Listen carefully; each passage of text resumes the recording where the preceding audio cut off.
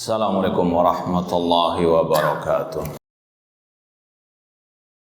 Innal hamdalillah nahmaduhu wa nasta'inuhu wa nastaghfiruh wa na'udzu billahi min syururi anfusina wa min sayyiati a'malina. Man yahdihillahu fala mudhillalah wa man yudlil fala hadiyalah. Asyhadu an la ilaha illallah wahdahu la syarikalah wa asyhadu anna Muhammadan abduhu wa rasuluh. Ya ayyuhalladzina amanu taqullaha haqqa tuqatih wa la tamutunna illa wa antum muslimun. Ya ayyuhan nasu taqu rabbakum alladzi khalaqakum min nafsin wahidah wa khalaqa minha zawjaha wa batha minhuma rijalan katsiran wa nisaa'a wattaqullaha alladzi tasaaluna bihi wal arham innallaha kana 'alaikum raqiba.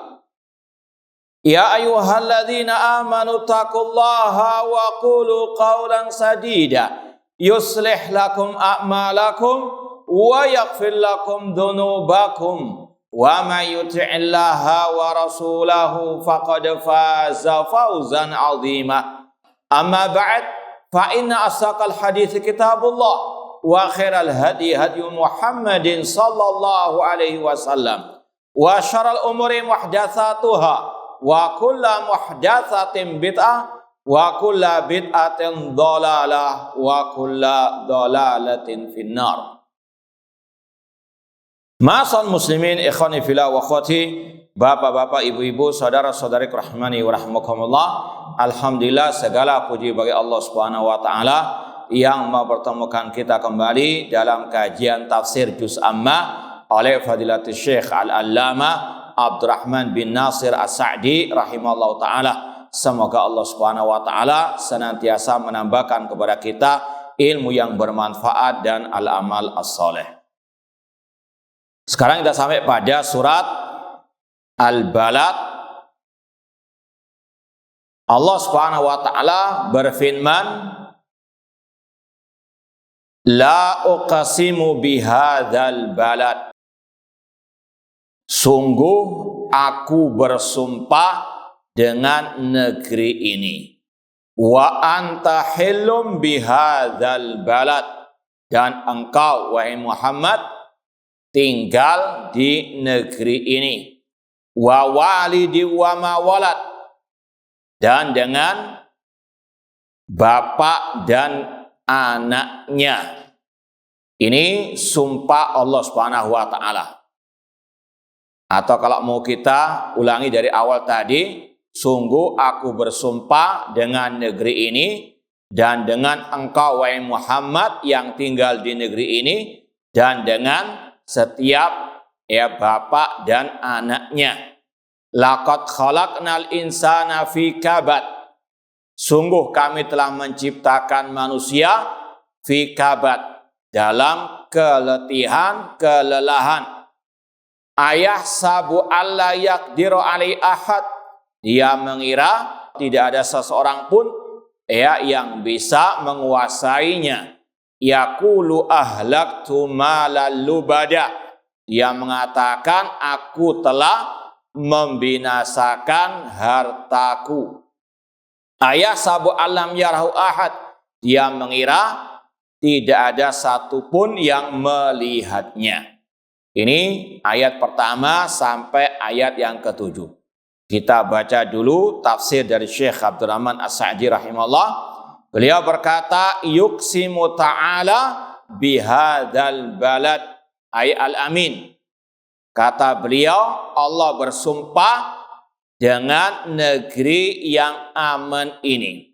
Ini sudah sering kita sampaikan. Allah Subhanahu wa taala bersumpah dengan apa saja yang Dia kehendaki. Allah bersumpah dengan waktu fajar, walayalin asyar, wasyamsi wa duhaha. Ini hak khusus Allah Ta'ala. Adapun manusia, hamba Allah, tidak boleh bersumpah kecuali dengan menyebut nama Allah ataupun sifat Allah. Harus dia mengatakan demi Allah, demi Rabbnya langit dan bumi misalnya. Adapun bersumpah dengan makhluk, maka ini diharamkan, dilarang, dan hukumnya asyirk, syirik kepada Allah, sebagaimana kata Rasul, man halafa bi ghairillahi faqad asyraka. Barang siapa yang bersumpah dengan selain nama Allah, maka dia telah berbuat syirik.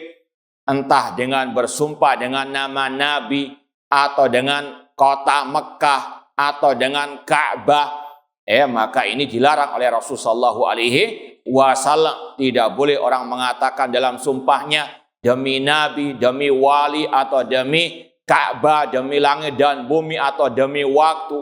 Ini diharamkan atas makhluk. Dan Rasul juga mengatakan, la tahlifu bi abaikum, jangan kalian bersumpah dengan nama nenek moyang kalian. Man kana halifan falyahlif billah aw liyaskut. Barang siapa yang ingin bersumpah, bersumpahlah dengan menyebut nama Allah. Kalau tidak bisa, hendaklah dia diam.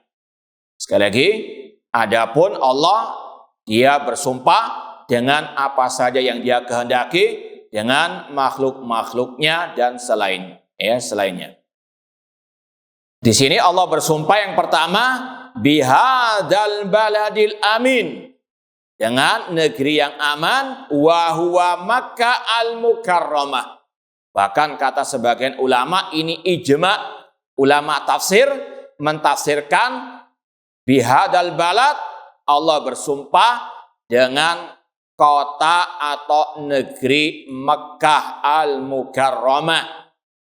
Kata Syekh, afdalul buldan alal itlaq, kota Mekah adalah kota negeri yang paling afdal, yang paling mulia secara mutlak.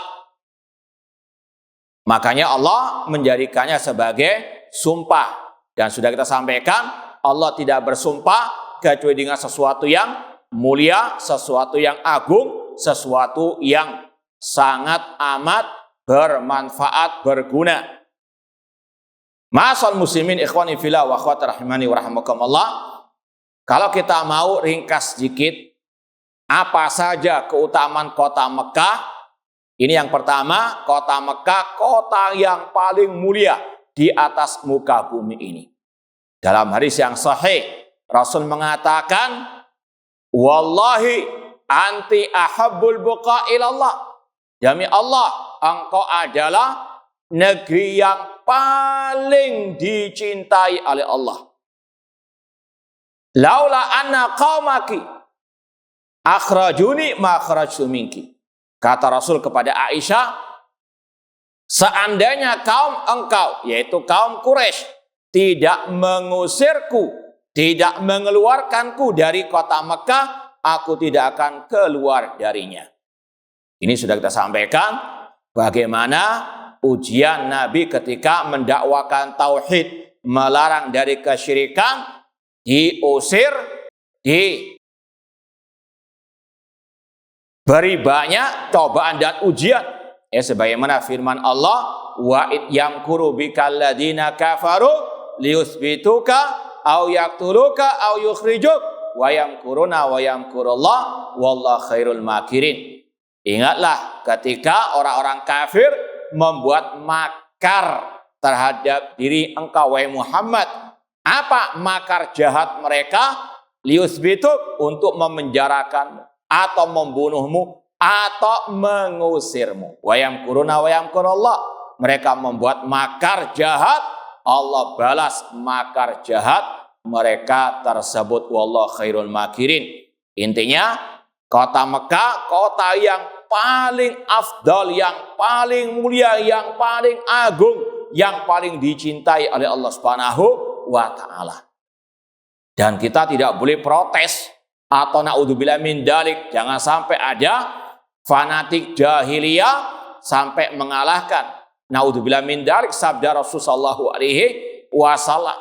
karena fanatik dengan kampung halamannya tetap meyakini tidak. Yang paling afdol kampung halaman saya. Naudzubillah min dzalik.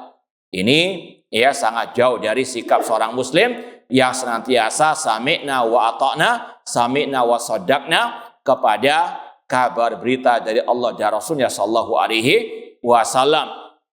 Wa maka nali mu'minin wala mu'minatin idza qadallahu wa rasul amran an yakuna lahumul khiyatu min amrihim.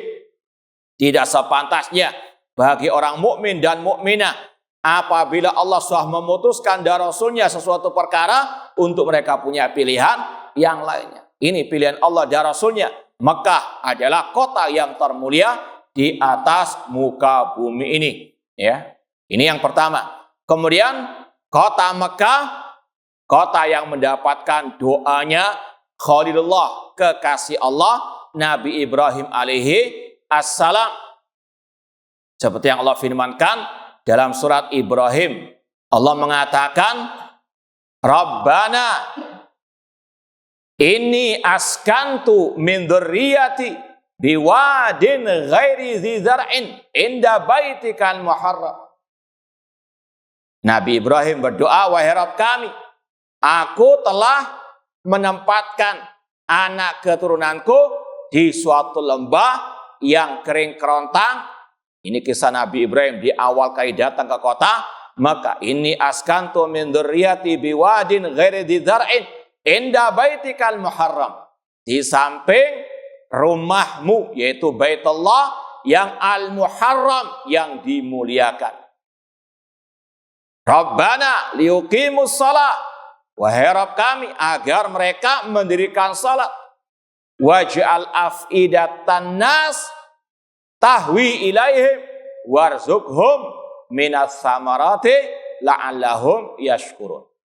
Ketemu ayat berapa? 37. Coba dibaca. Ada yang mau baca enggak? Ulangi lagi ayatnya. Iqra. Pelan aja. Rabbana inni askantu min dzurriyyati biwadin ghairi dzar'in inda baitikal muharram. Rabbana liyuqimus sholata faj'al af'idatan minan nas tahwi ilaihim warzuqhum minat thamarati la'allahum yashkurun. Nah, itu doa Nabi Ibrahim untuk kota Mekah, di antaranya waj'al af'idatan nas tahwi ilaihim. Ya Allah, jadikan hati manusia condong kepada mereka, itu kota Mekah. Makanya setiap muslim muslimah pasti ada keinginan, cita-cita, kerinduan untuk datang ke kota Mekah. Semoga yang belum haji atau umrah segera diberangkatkan oleh Allah Subhanahu wa taala. Ini sekali lagi doa beliau tentunya dikabulkan oleh Allah Subhanahu wa taala. Dan itu sekali lagi waqi' laisa lahu min dafi'. Faktanya demikian. Setiap muslim muslimah pasti ada cita-cita, keinginan, kerinduan ke kota Mekah al-Mukarramah. Kemudian doa beliau juga tadi, warzuqhum minas samarat. Berikanlah kepada penduduk kota Mekah buah-buahan. Makanya yang pernah ke sana pasti akan melihat buah-buahan melimpah ruah. Padahal sekelilingnya hanya apa? Gunung-gunung batu, gurun pasir. Namun inilah doa Nabi Ibrahim alaihissalam. Enggak kalah dengan pasar yang di Surabaya. Semua buah-buahan ada di sana. Intinya sekali lagi ini doa Nabi Ibrahim untuk kota Mekah. Dan ini juga seperti yang Allah firmankan dalam surat Al-Baqarah ayat 126. Allah mengatakan, wa id qala Ibrahimu rabbi ij'al hadza baladan amina warzuq ahlahu minas samarat. Ingatlah ketika Ibrahim berkata, wahai Rabbku, jadikanlah negeri kota Mekah kota yang al-amin, yang aman. Kemudian berikanlah kepada mereka rezeki. Ini adalah doa yang dipanjatkan oleh Nabi Ibrahim untuk kota Mekah. Kemudian yang ketiga, kota Mekah adalah kota yang aman. Sebagaimana dalam ayat yang kita baca tadi dari doa Nabi Ibrahim, Rabbi jal hadal balada amina. Dan Allah telah berfirman dalam surat At-Tin, wal baladil amin, wa tini wa zaitun wa turi sinin wa hadal baladil amin. Ini juga sama, mirip dengan ayat ini. Kota Mekah dijadikan oleh Allah kota yang aman. Bahkan antum tidak asing lagi kisah Abraha yang ingin menghancurkan apa? Ka'bah. Tidak mungkin bisa apa? Terjadi penghancuran terhadap kota Mekah ataupun Ka'bah, sebagaimana dalam surat Al-Fil. Kemudian juga kota Mekah dikatakan oleh para ulama tempat kiblatnya kaum muslimin. Di dalamnya ada kiblatnya kaum muslimin. Fawalli wajhaka syatral masjidil haram. Palingkanlah wajahmu kepada Masjid Al-Haram yang ada di kota Mekah. Kemudian juga Masjid Al-Haram atau kiblatnya kaum muslimin, Ka'bah ini bukan hanya dihormati ketika kita sholat, bahkan sampai kita buang hajat dilarang menghadap ke Ka'bah, ke arah kiblat sebagai penghormatan kepada apa? Kiblat yang ada di kota Mekah. Ini juga sebagai bentuk keutamaan kota apa? Mekah. Demikian pula di dalamnya ada Ka'bah, satu-satunya tempat yang disyariatkan untuk ditawafi. Tidak ada tempat yang dibolehkan ditawafi kecuali Al-Ka'bah. Allah berfirman, wal yatawafu bil baitil atiq. Hendaklah mereka tawaf di Baitil Atiq, yaitu di Ka'bah. Ini semuanya menunjukkan keutamaan kota Mekah. Demikian pula kalau mau ditambahkan Masjid Al-Haram, salat di dalamnya dilipat gandakan pahalanya 100.000 kali. Salatun fil Masjidil Haram ta'dilu mi'ata alfi salatin fima siwa. Kata Rasulullah SAW, salat di Masjidil Haram yang ada di kota Mekah dilipat gandakan pahalanya 100.000 kali dibandingkan yang lainnya. Masjidil Haram adalah masjid pertama yang ada di atas muka bumi ini. Dalilnya seperti dalam surat Ali Imran ayat 96 sampai 97. Allah berfirman, inna awwala baiti wudi'a lin-nasi lalladzi bi Bakkata mubarakan wa hudal lil alamin fihi ayatun bayyinatun maqamu Ibrahim.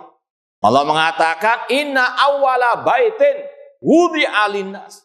Sesungguhnya bangunan bait di sini adalah Masjid Baitullah yang pertama dibangun di atas muka bumi, lalladzi bi Bakkata, yaitu yang ada di kota Mekah, yang mubarakah, yang dibarakahi oleh Allah Subhanahu wa taala. Di dalamnya ada petunjuk bagi manusia. Ditambah lagi dalam ayat tadi juga, fihi ayatun bayinat maqamu Ibrahim. Di dalamnya juga ada maqam Ibrahim, tempat berdirinya Nabi Ibrahim ketika membangun Ka'bah, yang disyariatkan salat 2 rakaat selesai tawaf bagi yang haji ataupun umrah atau yang tawaf di sana. Intinya sekali lagi, keutamaan-keutamaan yang sangat banyak sekali dari kota Mekah. Di dalamnya ada Masyairul Haram, ada Mina, Muzdalifah, Arafah. Kemudian juga itu tempat untuk orang melaksanakan ibadah umrah ataupun haji. Tidak ada tempat untuk umrah atau haji kecuali di kota Mekah. Sebagaimana dalam ayat tadi, walillahi ala nasi hijjul bait. Allah mewajibkan bagi manusia untuk berhaji ke bait, yaitu Baitullahi Al-Haram. Kemudian juga di antara keutamaan kota Mekah yang keberapa sudah? Yang ke-10. Negeri yang dijadikan oleh Allah negeri yang al-haram. Apa maksud al-haram? Yaitu ada hukum-hukum khususnya. Sebagaimana dalam hadis yang sahih, innallaha harrama Makkah yauma khalaqas samawati wal arda. Kata Rasulullah SAW, Allah mengharamkan kota Mekah sejak Allah menciptakan langit dan bumi.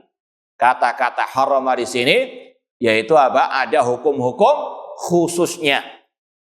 Ada tanah haram di dalamnya. Di antaranya dilarang mencabut tanaman yang tumbuh dengan sendirinya. Demikian pula dilarang untuk memburu binatang buruan di dalamnya. Demikian pula jangankan membunuh, ya, mengusik ketenangan binatang yang di situ saja tidak boleh. Contoh kalau mungkin antum lewat di Masjid Al-Haram banyak burung-burung merpati, banyak doro di sana. Namun apa?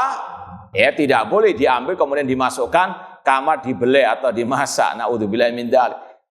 Jangankan dibunuh, bahkan antum usir pun tidak boleh. Ini juga apa? Menunjukkan keutamaan kota Makkah yang beda dengan kota-kota yang lainnya. Kemudian juga ditambahkan lagi di antara keutamaan kota Makkah, Dajjal tidak akan mungkin bisa masuk ke kota Makkah. Dan juga kota Madinah. Ini masih banyak hukum-hukum ataupun keutamaan-keutamaan kota Mekah, dan juga kata para ulama kota Mekah tempat awalnya dakwah tauhid yang disampaikan oleh Nabi kita Muhammad SAW. Bahkan 10 tahun pertama tidak ada dakwah kecuali dakwah at-tauhid. Terpancar dakwah tauhid dari kota Mekah, terpancar kenabian Nabi Muhammad SAW di kota Mekah al-Mukarramah. Dari kota Mekah muncul manusia yang paling mulia setelah para nabi, para rasul. Siapa mereka? Al-Muhajirin, dari sahabat Rasulullah SAW. Dan masih banyak lagi keutamaan-keutamaan kota Mekah. Makanya Allah menjadikannya sebagai sumpah dalam ayat ini. La uqsimu bihadzal balad. Kata Allah, sungguh-sungguh aku bersumpah dengan negeri, yaitu negeri kota Mekah. Kata Syekh tadi, yuqsimu ta'ala bihadzal balad al-amin wa huwa Makkah al-Mukarramah afdalul buldan alal itlaq. Kota Mekah negeri yang paling afdal secara mutlak, khususan waktu hululi Rasulullah SAW fiha, terutama ditambah lagi ketika Rasul tinggal di kota Mekah. Wa anta hillum bihadzal balad. Itu sumpah yang kedua. Allah bersumpah dengan Nabi Muhammad SAW, khususnya ketika beliau masih tinggal di kota Mekah. Ini sudah disampaikan tadi. Beliau mengatakan kota Mekah kota yang paling dicintai oleh Allah. Seandainya kaum Quraisy tidak mengusir beliau, beliau tidak akan keluar dari kota Mekah. Allah bersumpah dengan kota Mekah dan dengan keberadaan Nabi Muhammad yang waktu itu masih tinggal di kota Mekah. Ini syaraf ala syaraf, kemuliaan di atas kemuliaan. Kota Mekah secara zatnya sudah mulia, ditambah lagi ditinggali oleh Nabi yang paling mulia. Meskipun tetap harus ingat kota Mekah kota terpancarnya dakwah tauhid. Jangan sampai karena ada kemuliaan Nabi Muhammad SAW kemudian orang ngalah berkah dengan tanahnya, dengan bebatuannya. Naudzubillahi min dzalik. Suatu saat Al-Khalifah Rasyid Umar bin Khattab radhiyallahu anhu pernah berjalan bersama sebagian para sahabat beliau, kemudian tiba-tiba sebagian mereka pergi dengan bergegas ke sebuah tempat. Rame-rame, berbondong-bondong. Kata Umar bin Khattab, ngapain mereka itu? Sebagian mengatakan, oh itu tempat dahulunya Rasul pernah singgah di situ atau sholat di situ. Maka kata Al-Khalifah Rasyid, ya Umar bin Khattab radhiyallahu anhu, bihada halaka man kana qablakum. Karena napak tilas seperti inilah ngalah berkah kepada tempat-tempat itulah orang-orang sebelum kalian binasa atau dibinasakan oleh Allah Subhanahu wa taala. Ya, seorang muslim itu napak tilas ajarannya Rasulullah sallallahu alaihi wasallam, bukan batu-batuan yang ada di kota Mekah atau dibawa pulang dijadikan batu akik jimat, naudzubillahi min dzalik. Intinya kemuliaan kota Mekah bertambah dengan adanya Nabi Muhammad SAW yang tinggal pada waktu itu. Ada sebagian ulama tafsir mengatakan dari ayat ini wa anta hillum bihadal balad, ada isyarat Rasul akan dikeluarkan dari kota Mekah. Ada pula yang mengatakan di dalamnya juga ada isyarat Rasul SAW akan menguasai kota Mekah. Dan penafsiran itu tidak saling bertentangan. Intinya kemuliaan kota Mekah bertambah ketika Rasul tinggal di situ atau ketika Rasul menaklukkan kota Mekah. Dan dari sini pula ikhwani fillah wa akhwati rahimani wa rahimakumullah, kita mengetahui di antara keutamaan kota Mekah juga kota yang sampai hari kiamat akan tetap menjadi negeri Islam. Tidak mungkin bisa dikuasai oleh orang kafir karena Rasul bersabda la hijrata ba'dal fath. Tidak ada hijrah yaitu dari kota Mekah setelah penaklukan kota Mekah oleh Nabi kita Muhammad sallallahu alaihi wasallam. La hijrata ba'dal fath. Tidak ada hijrah yaitu dari kota Mekah ke negeri yang lain setelah penaklukan kota Mekah, karena sekali lagi kota Mekah selama-lamanya akan menjadi negeri Islam, menjadi negeri kaum muslimin. Siapapun yang berusaha untuk menguasainya, terutama dari orang-orang kufar tadi, tidak akan mungkin sanggup. Abraha saja Allah binasakan. Tarmihim bihijaratim min sijil. Kemudian kata Allah, wa walidin wa ma walad. Wa walidin wa ma walad. Sebagian ulama tafsir mentafsirkan wa walidin, dan demi bapak di sini maksudnya Adam alaihissalam. Wa ma walad, dan juga wa dzurriyyatihi, dan anak keturunannya. Ada pun yang mengatakan demi bapak wa walad dan anaknya, ini mencakup manusia dan juga hayawan, binatang-binatang.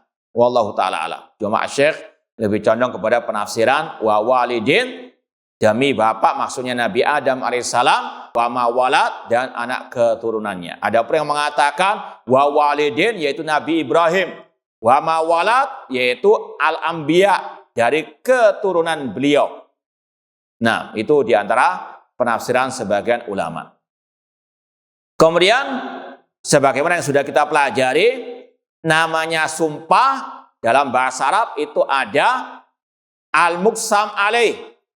Apa sumpah Allah Subhanahu wa taala? Allah bersumpah di sini dengan yang pertama apa tadi? Negeri kota Mekah. Kemudian yang kedua dengan Nabi Muhammad, yang ketiga dengan apa? Nabi Adam dan anak keturunan beliau. Apa isi sumpahnya? Allah katakan pada ayat selanjutnya, wal muqsam alaihi qauluhu, isi sumpahnya yaitu firman-Nya, laqad khalaqnal insana fi kabad, sungguh kami menciptakan manusia fi kabad. Kata ulama tafsir, ada dua penafsiran ulama tentang kata-kata fi kabad. Sungguh kami menciptakan manusia fi kabad. Ada yang mengatakan ini sama dengan surat At-Tin. Berarti artinya apa? Nah, biar nggak ngantuk. Apa artinya fi kabad kalau disamakan dengan yang ada dalam surat At-Tin? Laqad khalaqnal insana fi ahsani taqwim. Sungguh kami telah menciptakan manusia dalam sebaik-baik bentuk. Yaitu ada yang menafsirkan demikian. Makanya ada kemiripan dengan ayat-ayat pertama tadi, watini wa zaitun wa turi sinin wa hadzal baladil amin la uqsimu bihadzal balad laqad khalaqnal insana fi kabad. Maknanya mirip atau sama dengan laqad khalaqnal insana fi ahsani taqwim. Manusia Allah ciptakan dalam bentuk yang sebaik-baiknya. Antum bisa bayangkan seandainya manusia Allah ciptakan dengan telinga seperti gajah. Bisa jalan. Ya, bagaimana kalau seandainya manusia diciptakan dalam keadaan seperti jerapah, ya, lehernya panjang, nggak cukup masjid mungkin, ya, susah masuk mobilnya dan seterusnya. Ini sekali lagi, laqad khalaqnal insana fi kabad. Penafsiran yang pertama fi ahsani taqwim. Ada pula yang mentafsirkan kata Syekh yuhtamal. Makanya kata beliau yuhtamal. Kemungkinan maknanya adalah annal murad bidzalik ma yukabiduhu wa yuqasihi minasyada'id fid dunya wa fil barzakh wa yauma yaqumul asyhad. Sungguh kami menciptakan manusia dalam kecapean, keletihan, ya.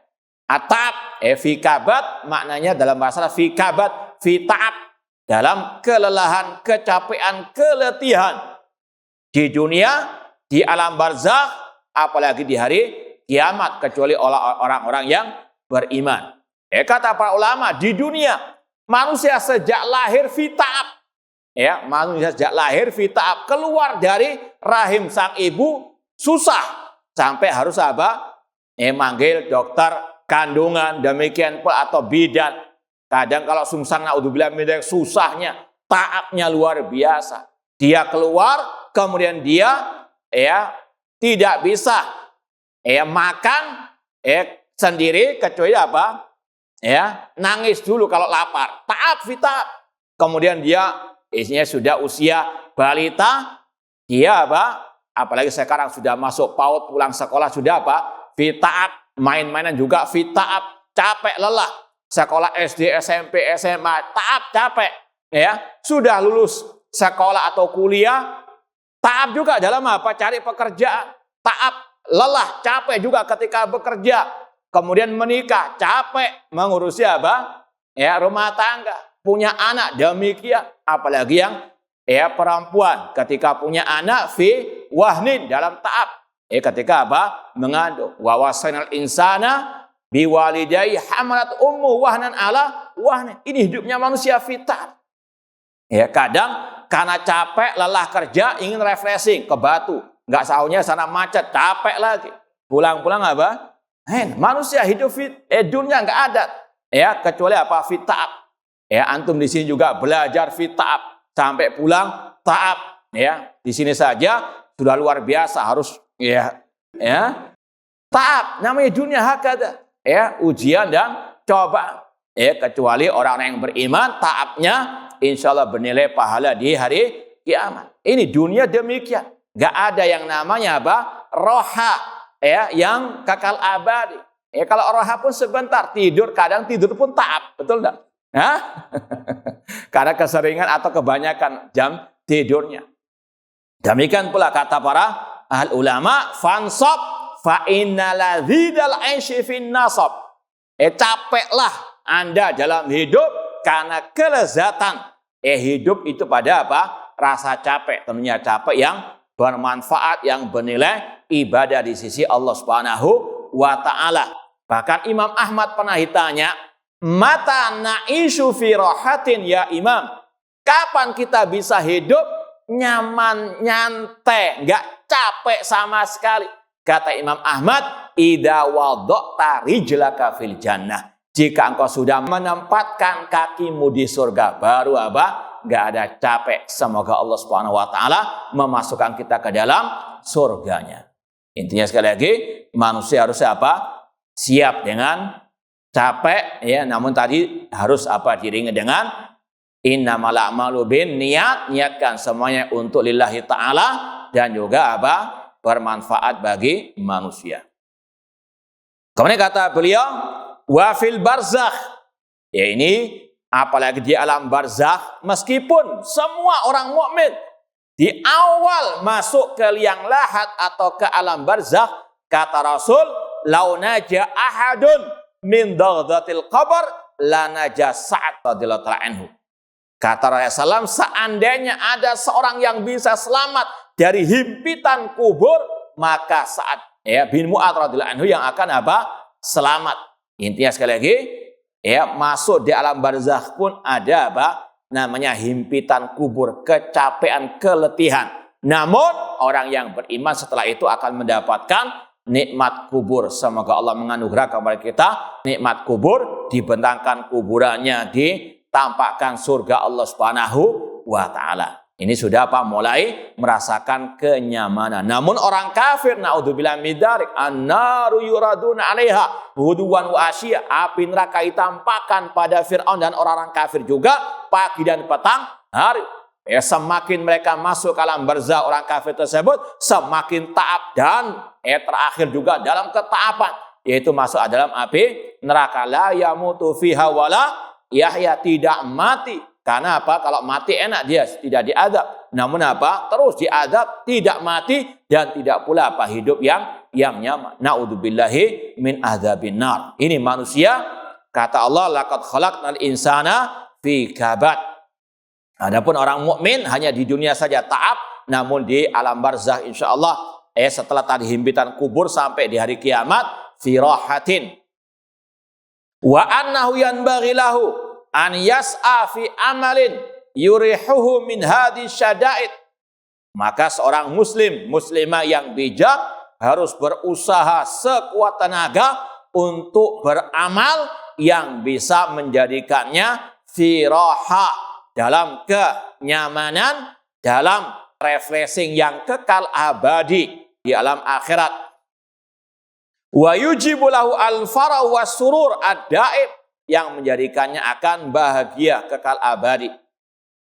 Wa ilam yaf'al, jika dia tidak mau melaksanakan al-amal soleh tentunya yang didasari oleh iman, maka tetap akan merasakan fi kabad, dalam kelelahan, kecapean yang luar biasa. Makanya Allah berfirman, man amila solehan min dzakarin aw untha wa huwa mu'minun falanuhyiyannahu hayatan thayyibah.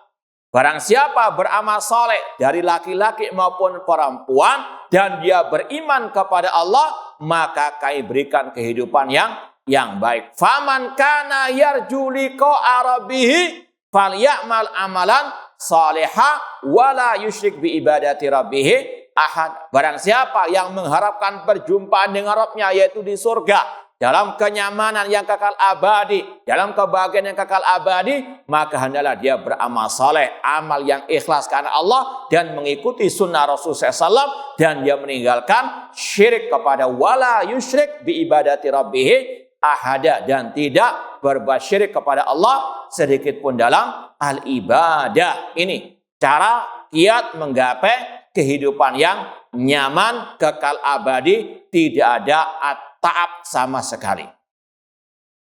Fa'ilam yaf'al, jika dia tidak mau melakukannya, tidak beriman, tidak bertauhid, tidak meninggalkan syirik, serta tidak beramal saleh, fa'innahu la yazalu yukabidul adzab asyadid abadal abad, maka dia akan merasakan keletihan, kecapean yang kekal abadi, azab yang pedih. Na'udzubillah min dzalik. Wa yahtamil annal ma'na laqad khalaqnal insan fi ahsani taqwim wa aqwama khilqa yaqdir ala tasarruf wal a'mali syadidah.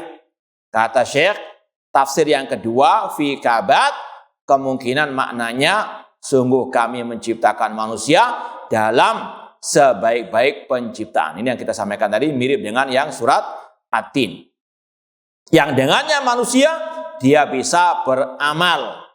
Wa ma'adzalik fa innahu la yashkurillah ala hadin nikmatil adima. Namun sangat disayangkan banyak manusia yang tidak mensyukuri nikmat Allah tersebut. Sudah diberikan anggota tubuh yang sangat luar biasa baiknya, yang sangat bagusnya, namun tidak digunakan untuk bersyukur kepada Allah dengan melaksanakan tadi al-amal as-saleh. Bal batara bil afiyah, bahkan dia congkak sombong dengan kesehatan jasmaninya, wa tajabbara ala khaliqih, Bahkan dia sombong terhadap sang Khalik. Ya. Fahasiba bijalihi wa dhulmihi anna hadil hal satadumulahu. Dia mengira dengan kebodohannya, dengan kezalimannya, bahwa kesehatannya, keselamatannya, hartanya di dunia itu kekal abadi. Taib, ini yang mungkin bisa kita sampaikan. Kurang lebihnya mohon maaf. Wa jazakumullahu khairan. Assalamualaikum warahmatullahi wabarakatuh.